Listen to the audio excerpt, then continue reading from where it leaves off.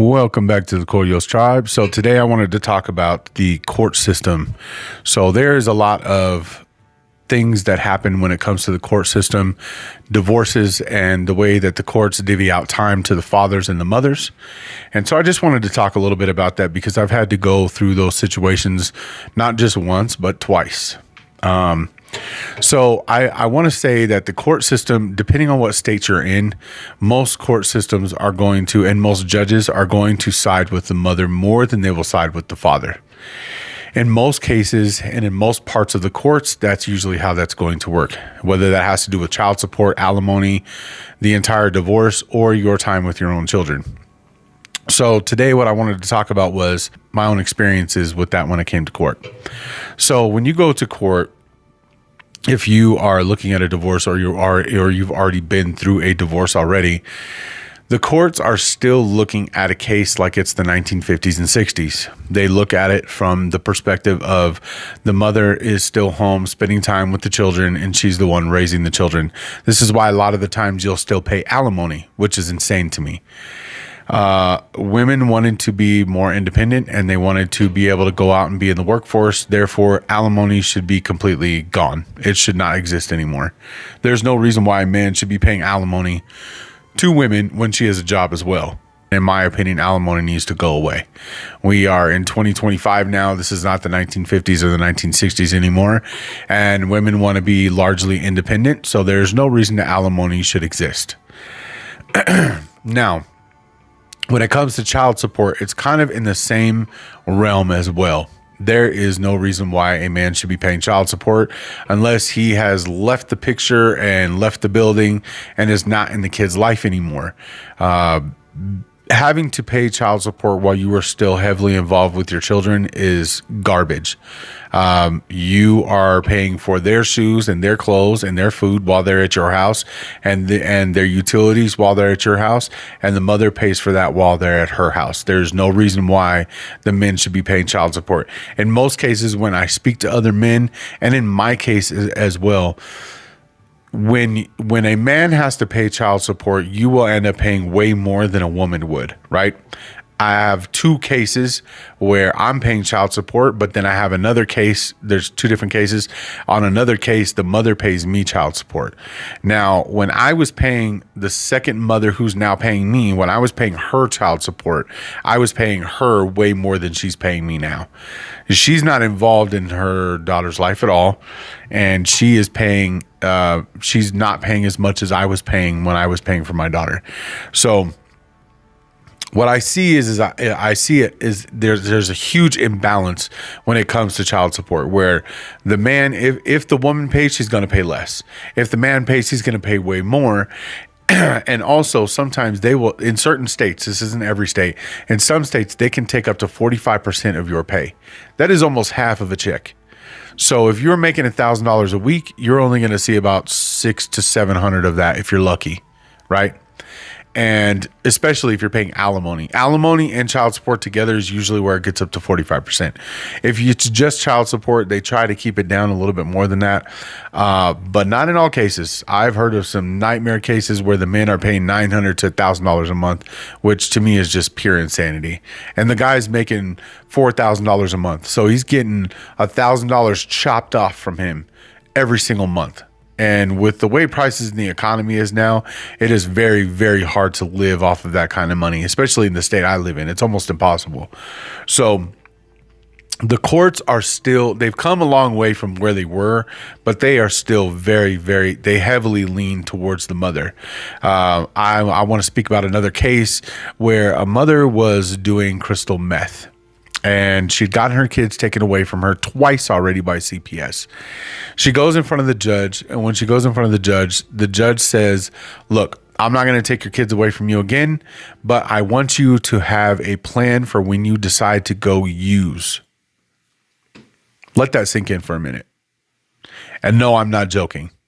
The judge literally told her to come up with a plan for where her kids can go when she decides to smoke meth. What kind of shit is that? If I, as a father, decided that I wanted to be an alcoholic, do you think a judge is going to let me have my kids while being an alcoholic? Probably not. He's not going to tell me to go make a plan for when I decide to get drunk every single night. Between, hey, listen, Dad, between 9 and 11 o'clock at night, you need to have a plan so you can go get shit-faced at the bar down the street and make sure you don't have your kids with you. That's just not, what are we doing?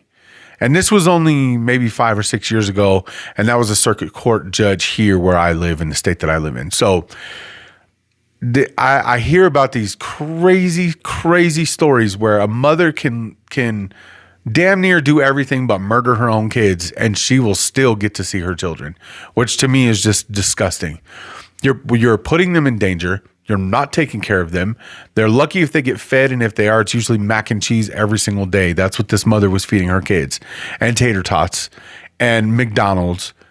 I don't get it. I don't understand. But if the same situation were to happen with a father, the father would have his kids taken away from him, and the mother would be given sole custody. It's just disgusting. It's disgusting. And so I want to attach this to what I was talking about the other day when I said that this is an attack on the nuclear family, right? So first you get the women to join the workforce. That was the first step. The second step is the sexual revolution, right? Telling women, yeah, sure, go sleep with whoever you want, birth control and all these things to keep you from getting pregnant so you can just do whatever you want, right? And then you start having children from all these different baby dads, and now you've got a bunch of, it may not be a nice word, but a bunch of bastard children, right? Running around who don't have a dad in their life to teach them anything, and they are left to their own vices, which is not their fault. However, when those children become adults, they start to be shitty parents too, because they were never taught how to be good parents. They grew up in a family where divorce was normal, and the mom was like, well, whatever, it happens all the time. All kinds of families go through divorce all the time, and this is normal. We've normalized divorce and broken families instead of normalizing, hey, when you have a problem, you need to talk to each other, communicate, and figure this out. Okay, so that was the next stage. And then the next stage for the state and the government, the federal government, to take over your children was for them to incentivize single mother households. That is what they have done. They have given single mothers food stamps. They have given single mothers alimony checks. They've given single mothers 45% of the father's paycheck for child support. You have incentivized these mothers to boot the father out of the house and go sleep around with all these different people, not hold a job and sit at home and do whatever she wants, including smoke meth, drink, sleep around, and whatever else she decides to do. And the state refuses to take the kids away from that mother. But if it was a father, they would have no problem doing it. Why though? That's the biggest question. That's the baseline of this entire video. Why are they trying to excommunicate fathers out of the home and have these children in this house by themselves? There are two reasons. The first reason is the state can take your child, manipulate them, brainwash them, and get them to think however they want. This is very communist and very Marxist, and it goes back a very long way. That history of taking the smallest children and the next generation and molding them the way that they want them to, the way that the state and the government wants them to make them think the way that they want them to, so that they can have a classist society like they want to later on, right? If you can get them when they're young, you can teach them all kinds of shit and they'll believe it. The father's not there to tell them any different. The mother's probably off sleeping with somebody else and doing drugs.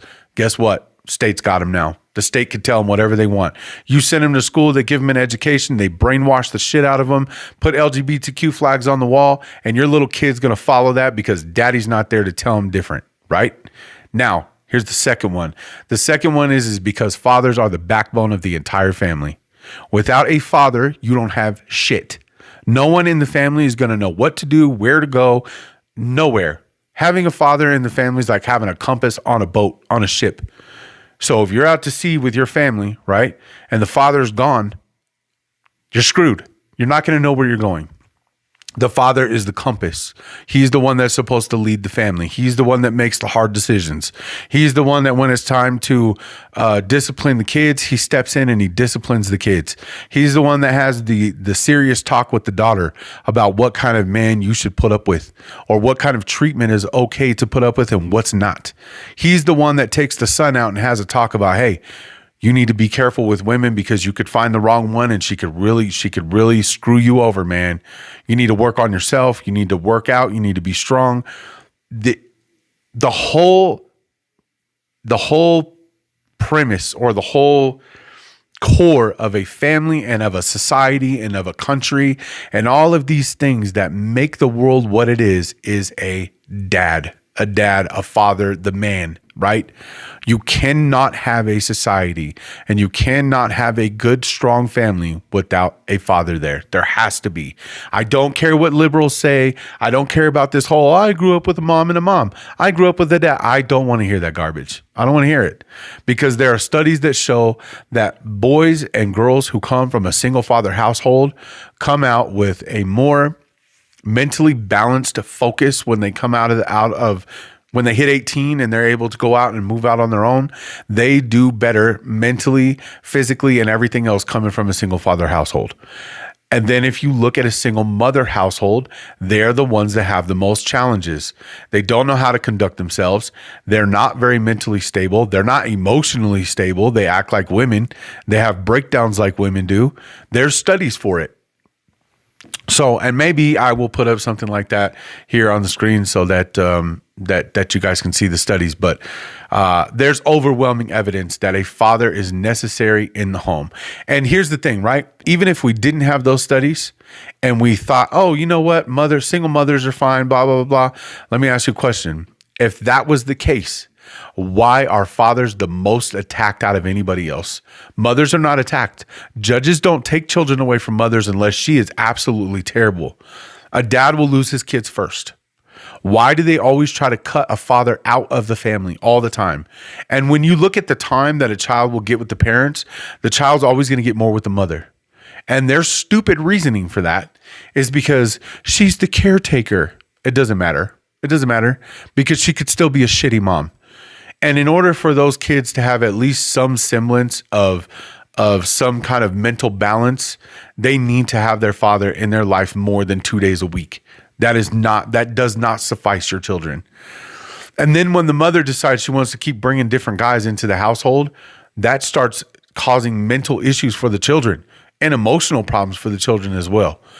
And if you have a mother who doesn't want to hear that shit and thinks it's stupid, that kid's never going to see therapy. They're never going to go talk to anybody because she thinks it's not her fault and she doesn't want to talk about it.